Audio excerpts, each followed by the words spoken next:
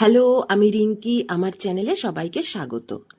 আজকে এই ভিডিওর মাধ্যমে আমি তোমাদের দেখাবো ভূমির ঢালের তারতম্যের ফলে উত্তাপের তারতম্য। তার মানে কি?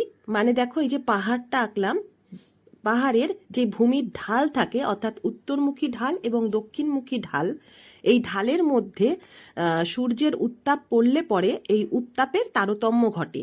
মানে কোথাও উত্তাপ বেশি হচ্ছে, কোথাও উত্তাপ কম হচ্ছে।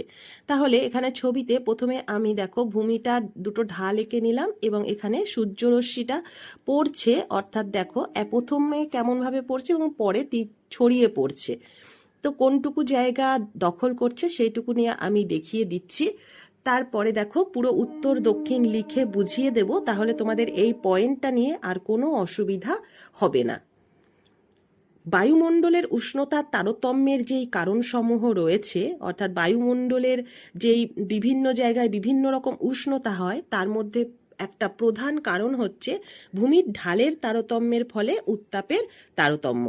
এবং উত্তর গোলার্ধে এবং দক্ষিণ গোলার্ধে আলাদা আলাদাভাবে এটা তারতম্যটা দেখতে পাওয়া যায়। তাহলে ছবিতে আমি একটা উত্তর গোলার্ধ দেখাচ্ছি আর একটা দক্ষিণ গোলার্ধ দেখালাম, এবং উত্তর গোলার্ধ এবং দক্ষিণ গোলার্ধের মধ্যে একদিকে উত্তর দিক আর একদিকে দক্ষিণ দিক, দুটোতেই উত্তর দিক এবং দক্ষিণ দিক দেখিয়ে দিলাম। দেখো, এবার বুঝতে পারছো। এবার একটা হচ্ছে উত্তরমুখী ঢাল আর একটা হচ্ছে দক্ষিণমুখী ঢাল।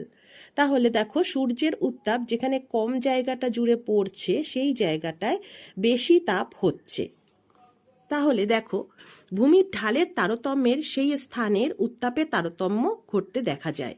যেমন উত্তর গোলার্ধের কোনো স্থানের ভূমির ঢাল যদি দক্ষিণমুখী হয়, অর্থাৎ নিরক্ষরেখার দিকে হয়, তাহলে সেখানে সূর্যরশ্মি লম্বভাবে পড়ে, ফলে সেখানকার বায়ুমণ্ডল বেশি উত্তপ্ত হয়।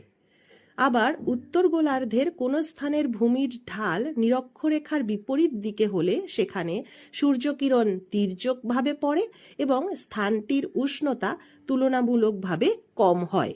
দক্ষিণ গোলার্ধে কোনো স্থানের ভূমির ঢাল উত্তরমুখী অর্থাৎ নিরক্ষরেখার দিকে হলে সেখানে সূর্যকিরণ লম্বভাবে পড়ে, কারণ দক্ষিণ গোলার্ধের উত্তরমুখী ঢালে সূর্য প্রায় লম্বভাবে কিরণ দেয়। তাহলে খুব সহজেই দেখো, ছবির মাধ্যমে আমরা এটা বুঝে গেলাম যে ঢালের পার্থক্যের জন্য উত্তাপের তারতম্য ঘটে। Thank you.